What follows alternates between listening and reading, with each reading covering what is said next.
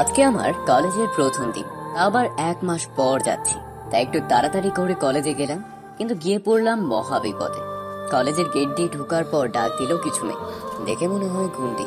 তার আগেই তাদের মধ্যে কথা শুনে আসি। এই দেখ দেখ, ছেলেটা কত কিউট। কই দেখি তো। উফ, সেই তো। তোরা কেউ এটার দিকে চোখ দিবি না, এটা আমার জিনিস। কিছু বুঝলেন না তো? গল্পে থাকেন, বুঝে যাবেন। তারপর ডাক দিল আমাকে, তারপর আমি গেলাম তাদের কাছে। আমি বললাম, আমাকে ডেকেছেন কেন? এখানে আসো। আমি মেয়েদের সাথে কথা কম বলি, আর অপরিচিত মানুষদের সাথে কথা বলি না। কি বলার জন্য ডেকেছেন তাই বলেন। আচ্ছা যাও, ক্লাসে যাও। আর হ্যাঁ, যেটা বলছো না সেটাই করবা। যদি কোনো মেয়ের সাথে কথা বলতে দেখেছি, তোমার খবর আছে। ইরে, বেশি ভাব নিতে গিয়ে তো খাইলাম বাস। আমার যার সাথে ভালো লাগবে তার সাথে কথা বলবো, আপনার কি? আমার অনেক কিছু, যদি দেখি তো তোর খবর আছে। হ্যাঁ, বললেই হলো। হ্যাঁ, আমি বললেই হবে। কি মেয়ে রে বাবা, চিনি না জানি না, উল্টাপাল্টা কথা আরম্ভ করে দিয়েছে। এই, তোমার নাম কি গো? এই, আপনি কি উল্টাপাল্টা কোম্পানির মালিক নাকি যে উল্টাপাল্টা কথা আরম্ভ করছেন? আমি যাই। আরে আরে, কই যাও? আমার কথা তো শেষ হয় নাই। আমার আর পাইকে দিলাম দৌড়। তারপর এক ছেলের কাছ থেকে জেনে নিয়ে ক্লাসরুমে আসলাম। ও আমার পরিচয় তো দিলাম না। আমি রাজ আহমেদ, বাবা মা কেউ নাই, অনাথ। মামার বাসায় বড় হয়েছি। গল্পে থাকেন, সব জানতে পারবেন। হাই, আমি রোহান। আমি রাজ। বাসা কই তোমার? এই তো সিরাজগঞ্জ, সায়দাবাদ। তোমার? আমার বেলকুচি। এভাবে রোহানের সাথে বন্ধুত্ব হলো। কিছুক্ষণ পর একটা মেয়ে ক্লাসরুমে ঢুকলো। ওরে মা, এ তো সেই গুন্ডি। একই ক্লাসে পড়ি। সোজা লাস্ট বেঞ্চে বসলো, আমাদের দিকে তাকালো না। রোহানকে মেয়ের সম্পর্কে জিজ্ঞালাম, এমনকি সবকিছু জানলাম তার ব্যাপারে। সে হচ্ছে কলেজের সব থেকে ভয়ঙ্কর মেয়ে। 1 মাসে তার দখলে নিয়েছে। আসলে সব পাওয়ার ওর বাপের। ওর বাপ হলো এখানকার এমপি রিয়াদ খান, এবং তার ভাই রাইয়ান খান, এবং সে রিয়া খান। লেখাপড়ায় ভালো। আপনাদের সাথে কথা বলতে বলতে স্যার এসে গেছে। প্রথমে সেই স্যার আমাকে ডাকলো, এবং আমিও স্যারের কাছে গেলাম। তোমার নাম কি? স্যার, আমার নাম রাজ আহমেদ। সবার সাথে পরিচয় হয়ে নিও কেমন? তোমার মামা আমাকে জানিয়েছে তোমার সম্পর্কে। জি স্যার। ক্লাসগুলো শেষ করলাম, গেট দিয়ে বেরোতে যাব, তখন রিয়া আমাকে ডাক দিল। ওই জানে মা, দাঁড়াও। কথা কানে না নিয়ে হেঁটে যাচ্ছি। ওই শালা, দাঁড়া। পেছন থেকে কেউ আমার হাত ধরলো। পিছনে তাকাতেই তো আমি অবাক। আরে, এ তো রাইহান ভাই, এমপির ছেলে। তার মানে রিয়ার ভাই। ছোট ভাই কেমন আছে? ভালো ভাইয়া, আপনি? এই তো আছি কোন রকম। তো তোমার বোন কই থাকে? আপু তো লন্ডনে গেছে 3 মাসের ট্রেনিং এ। রেয়া এসে বলল, ভাইয়া, তুমি ওকে চেনো? রে, দেখতে অনেক কিউট ছেলেটা, তাই না? আমি তো চয়েস করে ফেলছি। বস কি, কবে থেকে? আর ওর থেকে বেশি সুন্দর ওর বোন, তুই কি জানোস? আচ্ছা, তোরা থাক, আমার একটু কাজ আছে, আসি। আর রাজ, যদি কোনো সমস্যা হয় আমার বোনকে বলবা। এতক্ষণ আবালের মতো দাঁড়িয়ে ওদের কথা শুনছিলাম। হেই চকলেট বয়, ধুরবাল, আপনি সরেন তো। নাম্বারটা দিয়ে যাও, রাতে প্রেম করব। আমার জন্য সান্নি আপু আছে, বাই। সান্নি আপু আবার কে? গুগলে সার্চ দাও, বের হবে। বলে চলে আসলাম। আসলে মেয়েদের পটাতে চাওয়া আমার মন, বাট প্রেম করতে চাই না আমি। ওই যে গরিব, থাকি অন্যের বাসায়। আর রাইহান ভাই আমার আপুকে ভালোবাসে, মানে রিয়ার ভাই। বাসায় গেলাম, তখন মামি ডাক দিল। রাজ, কলেজের ফার্স্ট দিন কেমন হলো? এই তো মামি, ভালো। ওকে, যাও ফ্রেশ হয়ে খেতে আসো, তোমার সারপ্রাইজ আছে। শার্ট খুলে ফ্রেশ হতে গেলাম, কিন্তু ভিতরে গিয়ে আমি অবাক, কারণ আপু গোসল করছে। আপু, তুমি কখন আইছো? সারপ্রাইজ। সারপ্রাইজ ঠিক আছে, বাট তোমার শরীরে জামা কাপড় কই? আপু নিজের দিকে তাকাতেই চিৎকার দিতে যাবে, তখন তার মুখ চেপে ধরলাম। আরে আপু, চিৎকার দাও কেন? আমি কি তোমাকে কিছু করছি? সর এখান থেকে। ধাক্কা দিয়া বের করে দিল। আহা, কি দেখলা? ছি, লজ্জা হচ্ছে নিজের উপর। এত সুন্দর জিনিস এত তাড়াতাড়ি দেখা হলো। সান্নি আপুর থেকে সুন্দর। ছি ছি, এগুলো কি বলি? মামা তো বোন তো আমার। রাজ, ওই রাজ। কি কি? রাধে আপুকে নিয়ে ভাবছিলাম, তখন এসে ডাক দিল। শালা কই হারিয়ে গিয়েছিলি? তোমার ওইগুলোর ভিতর। কি বললি? কই কিছু না তো। আচ্ছা, তুমি আমার রুমে কেন? তোকে সারপ্রাইজ দিতে আসছিলাম, এসে শুনলাম তুই কলেজে চলে গেছিস, তাই শাওয়ার নিতে গিয়েছিলাম। কিন্তু আমার রুমে পানি নেই, তাই তোর রুমে গিয়েছিলাম। সারপ্রাইজ দিছো? অনেক বড় সারপ্রাইজ দিছো, সারা জীবন ভুলবো না। এখন যাও। ওকে, বাট আজকে কিন্তু ঘুরতে যাব। ওকে, যামুনি। আচ্ছা আপু, তোমার ট্রেনিং শেষ হয়েছে, ঠিক মতো করছো তো? তোর বউ কি কোনো দিন কোনো কিছুতে ফেল করছে? আমার বউ আবার কোথা থেকে আসলো?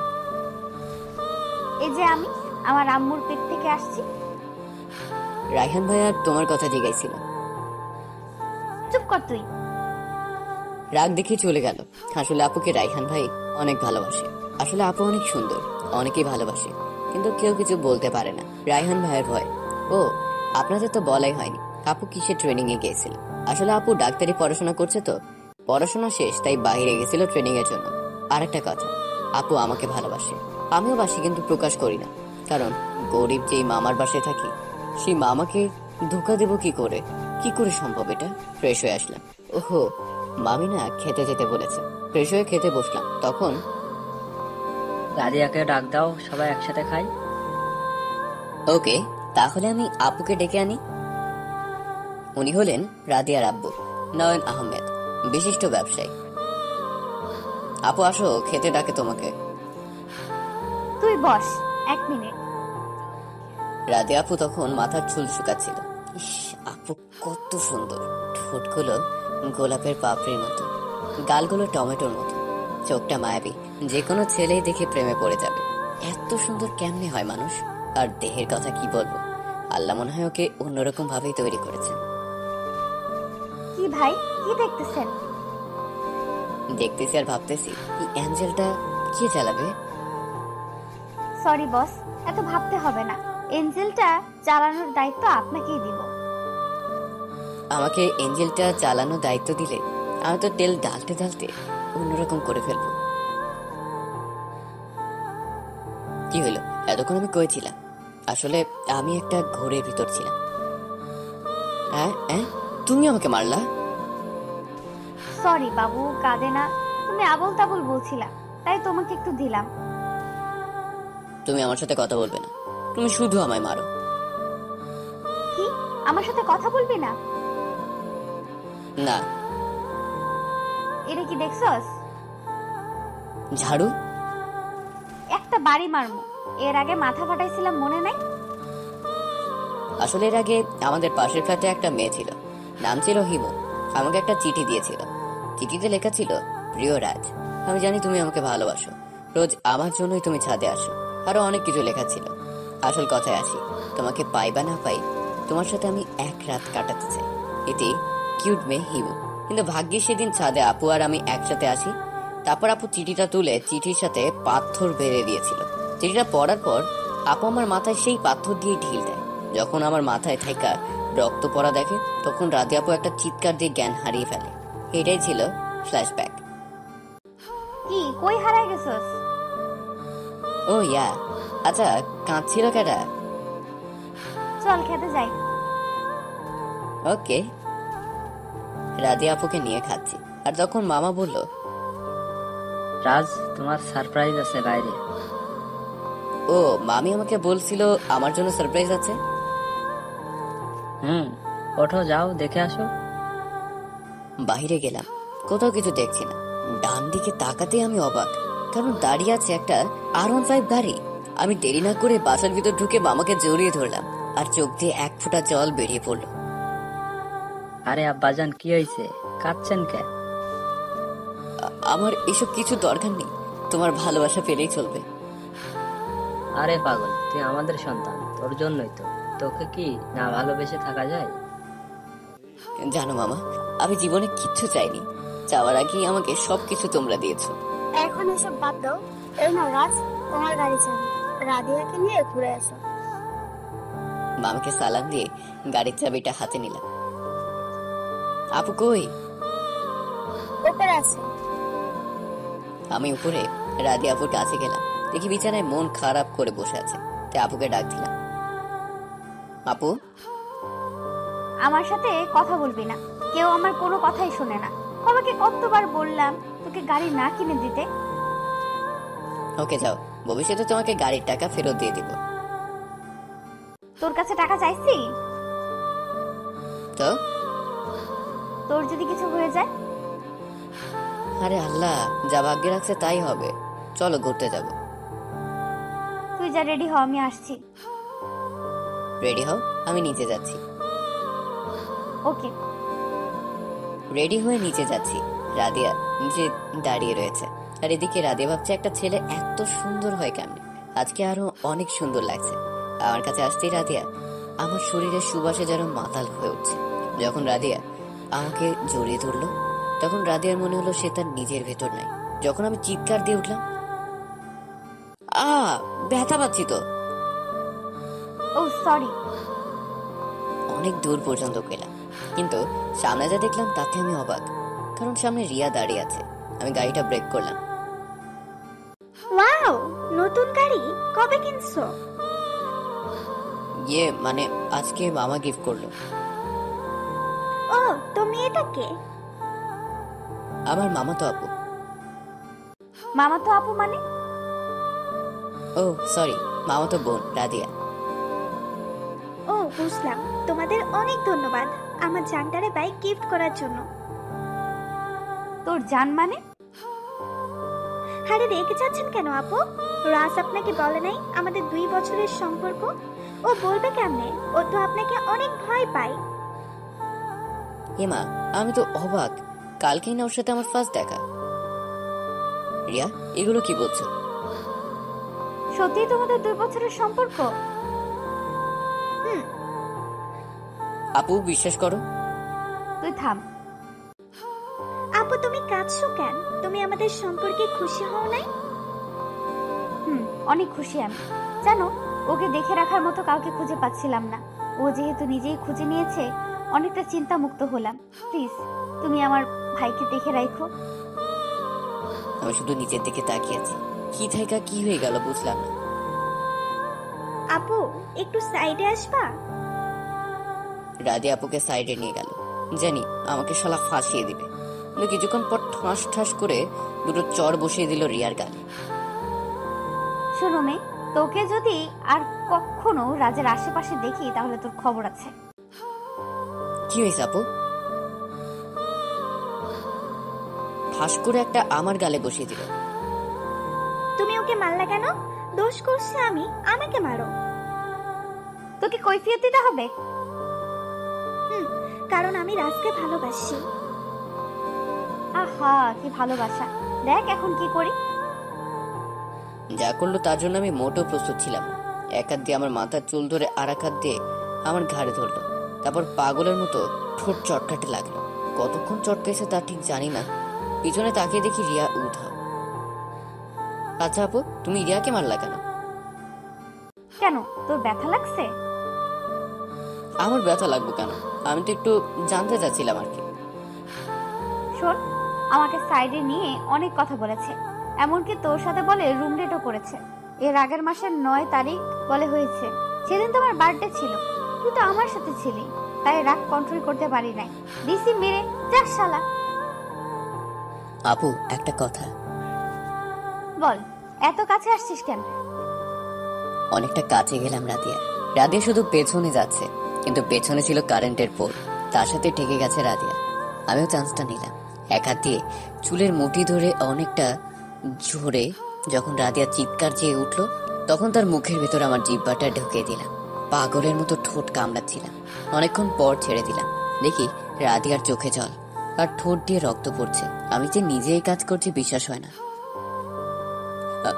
সরি আপু, আসলে ইচ্ছা করে করিনি আমি।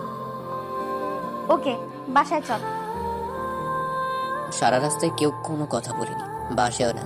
রাতে খেতে বসেছি কিন্তু রাদিয়াকে দেখলাম না। মায় বলল রাদিয়া নাকি আগেই খেয়ে নিয়েছে। প্রতি রাতে রাদিয়া আপুর সাথে আড্ডা দেই, আজকে গেলাম না লজ্জায়। সকালে নাস্তা করলাম, আপু এখনো ঘুম থেকে উঠে নাই। অবশ্য প্রতিদিন আমিই ডাক দিই, আজ কেন জানি ডাক দিতে ভয় করছে। তাই কলেজে গেলাম। কলেজে গিয়ে রিয়া যা করলো তাতে তো আমি অবাক। কলেজে গেলাম, ঢুকতে একটু ভয় হলো, তবুও ঢুকলাম না। জানি কি আছে কপালে।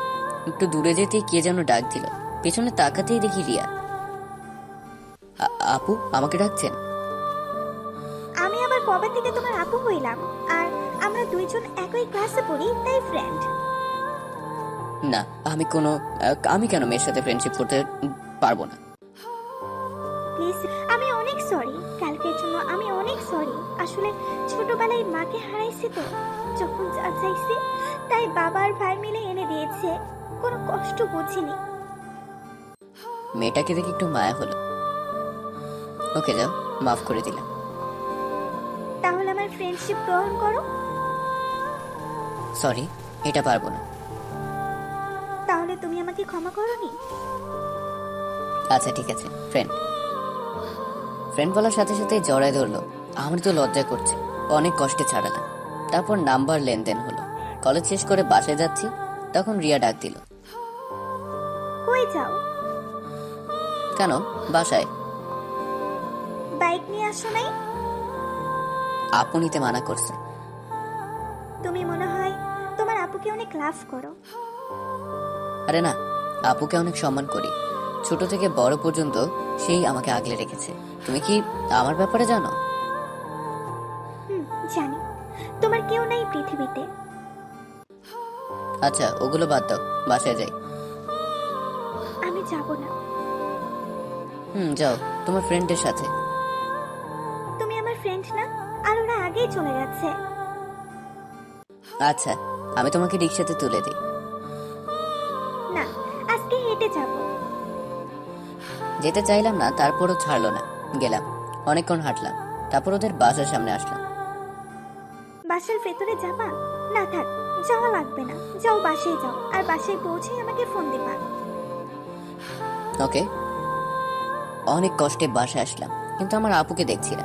হয়তো রুমে, কিন্তু যেতে শরম লাগছে। তবুও গেলাম। যে যা দেখলাম প্রস্তুত ছিলাম না। কি বস, শরম ভাঙলো? আগে সবকিছু ঠিক করো। ও সরি, কিন্তু পারছি না। তুই পরিয়ে দে না। আপু আসলে শাড়ি পরার চেষ্টা করছে। এর আগে তো অনেকবার পরেছে, কিন্তু আজ আবার এমন করছে কেন? আমি কি কাউকে আগে পড়াইছি? আমি শিখিয়ে দিচ্ছি। আপু পুরো শাড়িটা আবার খুলে ফেললো। এখন শুধু উপরে একটু কাপড় আর নিচে অনেকখানি কাপড় পরে আছে। নাম বলতে পারি না। আমিও আপুর কাছে এগিয়ে গেলাম, যে শাড়িটা হাতে নিলাম। শাড়ির কুচিটা গুজে দিলাম। আমার এতক্ষণ চোখ ছিল নাভের উপর, বাট নাভিটা ঢেকে গেল শাড়ি দিয়ে। আমি শাড়ির আঁচলটা সরালাম নাভের উপর থেকে। এত সুন্দর জীবনে ফার্স্ট দেখলাম। আমার হাতে এক আঙ্গুল চলে গেল নাভির ভেতর। রাধেও কিছু বলছে না, শুধু জোরে জোরে নিঃশ্বাস নিচ্ছে। অনেকক্ষণ ওটার সাথে হইল। তারপর রাধে আপু বেডের উপর শুয়ে পড়লো। আমিও তার উপর উঠলাম। ঠোঁটের কাছে ঠোঁট নিয়ে বললাম, আপু আমি বাথরুমে যাব। আপু হয়তো ভাবছিলাম আপুকে কিস করব। তারপর রাধিয়া আপুর বাথরুমে গেলাম। 1 মিনিট পর বের হলাম। 1 মিনিটেই শেষ? আরে কি শেষ, হালকা একটু মূত্র বিসর্জন করিলাম। ও, খালি আবল তাবল ভাবো, তোমার মতো নাকি? কি বললি তুই? আমি কি? হ্যাঁ, তুই যে বড় বোনের নাভি ধরছস আর কিস করতে ঠোঁট ফাটিয়ে দেস? যা পাঞ্জাবি পরে আয়, বাইরে বৃষ্টি, ছাদে যাব, ভিজবো। রুমে গেলাম, যাই দেখি আমার ফোনে 21টা কল ভেসে উঠছে। আননোন নাম্বার, সেভ করা নাই। বলতে না বলতে আবার কল দিয়েছে। ফোন ধরতেই, ওই কুত্তা, বান্দর হনুমান, এতক্ষণ কই ছিলি? বাসায়।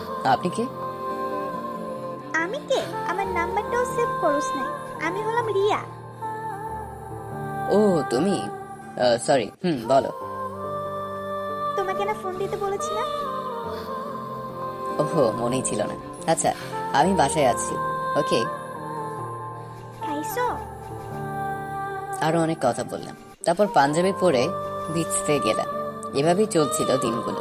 এদিকে রিয়ার অনেক কেয়ার নেওয়া, মনে হয় মা নিজের সন্তানকে যেভাবে কেয়ার করে তেমন ভাবে। আর রাধি আপুর সাথে ফ্রি, যখন ইচ্ছা হয় কিস করি। খারাপ কিছু হয় না, শুধু হালকা পাতলা টাচ করি আর কি।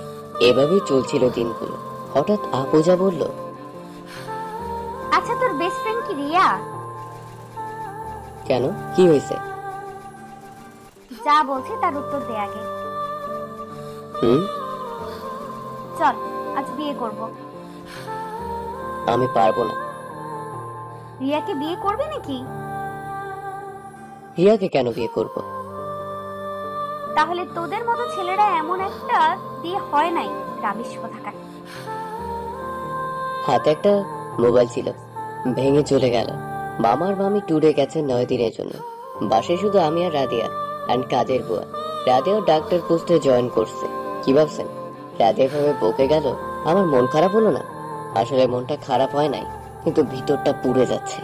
রাদিয়াকে অনেক ভালোবাসি, কিন্তু কি করব, বাবা মামিকে কি কষ্ট দেওয়া ঠিক হবে? তারা ছোট্টবেলা থেকে আমাকে কোনো জিনিসের অভাব দেয়নি। তাদের মান সম্মান নিয়ে কিভাবে খেলি? আর রাদিয়া এইদিকে ভাবছে, ওরে আমি কত ভালোবাসি, আর ও কিনা রিয়ার সাথে ফ্রেন্ডশিপ করে।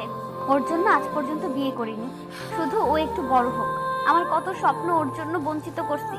রাজ যদি আমার না হয়, আমি তো রিয়াকে তো হতেই দেব না। রাজ কি আমাকে ভালোবাসে নাকি শরীরের প্রতি লোভ? যদি আমাকে ভালোবাসতো তাহলে অবশ্যই আমাকে বিয়ে করতে রাজি হতো। অন্যদিকে আসলে তো আমি কেমন একটা টিয়া হয় না আমার। মেয়েটা আমাকে ভালোবাসে, আমি বাসি না। আর মেয়েটার সাথে কত কিছু করেছি। ওর কাছে গেলে আমি ঠিক থাকতে পারি না।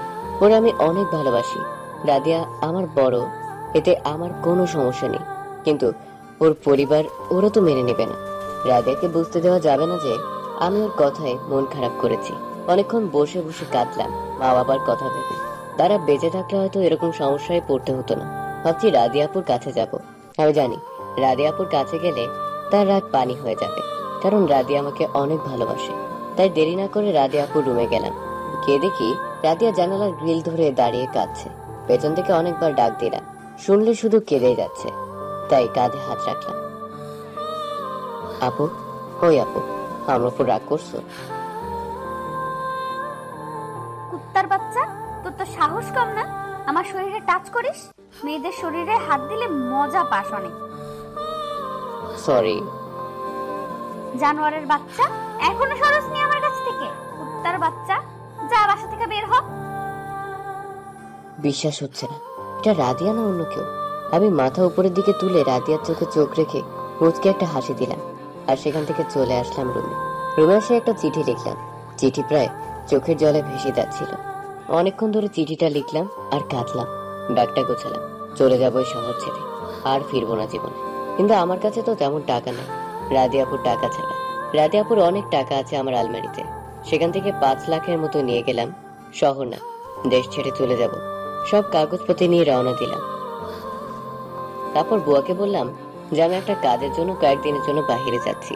রাতে রাদিয়া আপুকে ডেকে খাবার দিও, এখন ঘুমাচ্ছে। বাসে করে ঢাকায় যাচ্ছি আর কাঁদছি। 2 দিন পর আজকে এয়ারপোর্টে বসে আছি, চলে যাব এই দেশ ছেড়ে। আর রাদিয়া 2 দিন ধরে রুম থেকে বের হয়নি। রাদিয়া ভাবছে যে রাজ আসবে, তাকে ডেকে খেতে নিয়ে যাবে। বুয়া রাদিয়াকে খাবার দিছিল, সেগুলো খায় নাই, কিন্তু রাদিয়ার আর সহ্য হচ্ছে না। আজকে আসবে না আমার কাছে? কেন বোঝে না? আমি রাগের মাথায় এগুলো বলে ফেলছি। আমি আর সহ্য করতে পারছি না, প্লিজ রাজ। আমি 2 দিন ধরে কিছু খাইনি। ও তো এতক্ষণ রাগ করে থাকে না, হয়তো ছেলেটাও কিছু খায়নি। ও তো না খেয়ে থাকতে পারে না। রাদিয়া আমার রুমের দিকে এগোচ্ছে। দরজার কাছে দিতেই দেখলো দরজাটা খোলা। রুমের ভিতর ঢুকে গেল। রাজ, ওই কুত্তা দেখ, আমি এগুলো রাগের মাথায় বলে ফেলেছি। কই তুই? আমার উপর রাগ করছিস? দেখ, আমি 2 দিন ধরে কিচ্ছু খাইনি। বের হ রাজ। কিন্তু কোনো সারা শব্দ পেল না। অনেকক্ষণ ডাকাডাকির পর তখন চোখ পড়লো বেছানোর উপর, দেখলো সাদা টুকরার কাগজ। কাগজটা হাতে নিয়ে পড়তে থাকলো। অর্ধেক পড়তেই চিৎকার দিয়ে উঠলো আর বলল, তুই আমাকে ছেড়ে যেতে পারিস না, প্লিজ এরকম করিস না। কি ভাবছেন চিঠিতে লেখা ছিল? ওকে বলি, প্রিয় রাজি আপু, হে আপু, আমি জানি তুমি আমাকে খুঁজছো। এখন হয়তো তুমি আমাকে পাবে না, চলে গেছি হয়তো অনেক দূর। আমি তো অনাথ, কোথায় যাব তাও জানি না। আমার না আছে ভাই বোন, না আছে বাবা মা। আজ আমি অনেক অসহায়, কোথায় যাব, কার কাছে যাব? প্লিজ আমাকে মাফ করে দে আপু, তোকে ছেড়ে যেতে খুব কষ্ট হচ্ছে, কারণ যে আমিও তোমাকে অনেক ভালোবাসি। কিন্তু কি করব, তোকে তো আর আমি সুখে রাখতে পারবো না। দেখ, বাবা মামি আমাকে অনেক ভালোবাসে, তাদের আমি কখনো কষ্ট দিতে পারি বল? ভালো থাইকো, আর আমাকে খুঁজো না, হারিয়ে যাচ্ছি অনেক দূর। আর আপু, আলমারি থেকে 5 লাখ টাকা নিস, মাফ করে দিস। যদি বেঁচে থাকি নিজের জীবন দিয়ে হলেও ফেরত দিব। আর শোনো, অনেকটা কষ্ট পেয়েছি, কারণ তুমি আমার বাবা মাকে গালি দিয়েছিস। মন চাইছিল প্রতি উত্তর দিতে, কিন্তু দেইনি। Love you. 2 দিন পর রাদিয়ার জ্ঞান ফিরল। পাশে বসে রয়েছে রাদিয়ার বাবা মা, চিঠিটা ওনারাও পড়ছে। রাদিয়া চোখটা খুলেই, মা, আমার রাজ কই? প্লিজ ওরে এনে দাও। সব আমার দোষ, আমার জন্য রাজ বাসা থেকে চলে গেছে। কি হয়েছিল তোমাদের মধ্যে? আমাকে খুলে বলো। তারপর রাদিয়া সব খুলে বলল। মামা এসে রাদিয়াকে ঠস করে চড় মারল। আরো মারো, তারপরও আমার রাজকে এনে দাও। কি করে আনবো? ওরে অনেক খুঁজছি, কোথাও পাইনি। যে ছেলেটা কখনো একা একা বাসা থাইকা বের হয়নি, সেই ছেলেটা নিখোঁজ। না জানি কোথায় আছে, কেমন আছে। আজ 1 মাস পার হয়েছে, তারপর রাজকে খুঁজে পাওয়া যায়নি। রাদিয়া অনেকটা চেঞ্জ হয়ে গেছে, সবসময় অন্ধকারে থাকে, কারোর সাথে কথা বলে না, ঠিক মতো খায় না, বাড়িটাই ফাঁকা। আর এদিকে রাজ আমেরিকা লেখাপড়া করছে আর পাশাপাশি জব করছে। আমি কিভাবে আমেরিকা আসলাম কাহিনীটা শুনবেন না? ওকে, তাহলে ফ্ল্যাশব্যাকে আসুন। ফ্ল্যাশব্যাক। সেদিন রাতে ঢাকা আসলাম ঠিকই, কিন্তু যাব কোথায়, কি করব বুঝতেও পারছি না। অনেকক্ষণ হাঁটছি, কিন্তু কিছুই মাথায় আসছে না। রাতও অনেক হয়েছে, অনেকের বাসায় গেছি ভাড়ার জন্য। সবাই বলল সকালে আসুন। জানি এত রাতে কেউ বাসায় জায়গা দিবে না। হাঁটতেছি রাস্তার এক সাইড দিয়ে, এভাবেই হয়তো রাতটা পার হয়ে যাবে। অনেকক্ষণ হাঁটার পর কারো চিৎকার শুনলাম। সামনে এগিয়ে দেখি 2টা লোক, একটা লোককে পিস্তল ধরে রয়েছে একজন, আর একজন হাতে ফাইল নিয়ে রয়েছে। আমি ফাঁক থেকে দেখছি, ভাবছি দৌড় দিবে, যদি আমাকে দেখে আমাকেও মেরে ফেলে। কিন্তু তাদের কথাগুলো আগে শুনি। প্লিজ আমাকে মেরো না, আমার মেয়েটা একা হয়ে যাবে। আমি তো তোমাদের সব ফাইল দিয়ে দিয়েছি। এগুলো বলছে আর কাঁদছে। আবার তখন কেমন জানি লাগছিল, একা হলে হয়তো আমার মতো হবে, পাবে না কারো ভালোবাসা। আমি তো একা, কিসের ভয়? যে করে হোক লোকটা বাঁচাতে হবে। পায়ের কাছে 2টো ইট ছিল, 2 হাত দিয়ে শক্ত করে ধরলাম। ধরে দিলাম কাছে গিয়েই, শরীরের যত শক্তি ছিল দিলাম একটাকে বাড়ি। পড়ে গেল ছেলেটা পাশে, যেটা ছিল ওটা তো ভয় শেষ। ওটার কাছে দৌড়ে গিয়ে দিলাম বাড়ি, ওটাও শুয়ে পড়লো। অনেক হয়রান হয়ে গেছি, যে মানুষটা পড়েছিল তাকে তুললাম। আপনার কোথাও লাগেনি তো? আমি ঠিক আছি, তুমি ঠিক আছো বাবা? হুম, এটা বলেই চলে যাচ্ছি। কখনো কারোর সাথে মারামারি করি নাই, কারণ আপু না থাকতে ছেলেদের সাথে, না থাকতে দিয়েছে মেয়েদের সাথে। কোথায় যাও? জানি না কোথায় যাব। তাহলে আমার সাথে চলো, আমার বাসায়। সরি, আমি উপকারের প্রতিদান নেই না। প্রতিদান নিলে উপকারের কোনো মূল্য থাকে না। চলে যাচ্ছিলাম, আসলে মনটা খারাপ, রাদিয়ার কথা খুব মনে পড়ছে। এই ছেলে শোনো, বলেন। আমাকে একটু ড্রপ করে দিবা? সরি, আমার গাড়ি নেই। আমার গাড়ি আছে, আসলে আমার ড্রাইভারটা ভয় পালিয়েছে। কিন্তু আমি তো রাস্তা চিনি না। আমি চিনিয়ে দিব, তুমি চলো। ওকে। গাড়ি চালাচ্ছি আর তার সম্পর্কে শুনছি। তাকে মেরে ফেলতে চাইছিল তার বিজনেস পার্টনার, 70% শেয়ার নিয়ে ঝামেলা। প্রায় 9.5 কোটি টাকা পায় তার বিজনেস পার্টনারের কাছে। তার নাম শরীফ খান, তার মেয়ের নাম মিষ্টি। বেশি সময় দেশের বাহিরেই থাকেন, কারণ বেশিরভাগ দেশের বাইরে বিজনেস। তার সাথে কথা বলতে বলতে তার বাসায় এসে পড়েছি। বাসা না প্রাসাদ, এত বড় বাসা। ওকে আঙ্কেল, আমি তাহলে আসি। এত রাতে কোথায় যাবা? রাতটা আমার বাসায় কাটিয়ে সকালে যেও। কিছুক্ষণ ভেবে, আচ্ছা ঠিক আছে, তবে অনেক ক্ষুধা লাগছে। আসো ভিতরে আসো, তারপর খাও। বাসার ভিতর গেলাম, এত ক্ষুধা লাগছে যে ফ্রেশ হতেই ভুলে গেছি। টেবিলের উপর খাবার দেখে বসে পড়ছি। নিজের হাত দিয়ে চামচ দিয়ে খাবার নিচ্ছি, কারণ আঙ্কেল ছাড়া আশেপাশে কেউ নেই। থাকবে কেমনে? এখন অনেক রাত, প্রায় 2টার মতো। সবাই হয়তো ঘুমিয়ে আছে। অনেকগুলো খাবার নিয়েছি।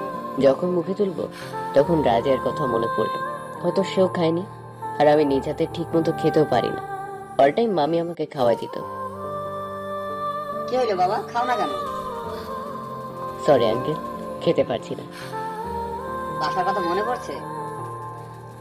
আমার অনেক ঘুম পাচ্ছে। আসো তোমাকে রুম দেখি। তারপর আঙ্কেল রুম দেখিয়ে দিলে রুমে গিয়ে শুতেই ঘুমিয়ে গেলাম। সকালে কারো কোকিল কণ্ঠে ঘুম ভাঙলো। অনেকক্ষণ ডাকার পর চোখ খুললাম। তাকে আমি অবাক, রাদিয়া আপু আমার সামনে, চুলগুলো ভেজা। রাদিয়া আপু, তুমি এখানে? মেয়েটা একটা মুচকি হাসি দিল। সরি, আমি আপনার আপু না, আমি হলাম মিষ্টি। না খেয়ে শুয়েছেন তাই আবল তাবল বলছেন। উঠুন, ফ্রেশ হয়ে নিচে আসুন খাবার টেবিলে। মেয়েটা পিছন ফিরে তাকিয়ে আমাকে কিছুক্ষণ দেখলো, আর চোখে আমি দেখেও না দেখার ভান ধরে রইলাম। তারপর মেয়েটা চলে গেল। সেম চেহারা, বাট একটু মোটা, রাদিয়াপুর থেকে, আর ভয়েসটা ভিন্ন।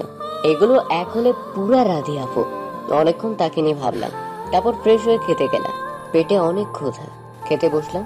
মেয়ে আমার দিকেই তাকিয়ে আছে। কিছুক্ষণ তাকিয়ে থাকার পর, আমার অনেক ক্ষুধা লাগছে। তারপর মিষ্টি খাবার দিল। খাবারগুলো খাইলাম। তারপর খেয়াল করলাম আঙ্কেল তো নাই। আচ্ছা, আঙ্কেল কোথায়? অনেক একটু বাইরে গেছেন।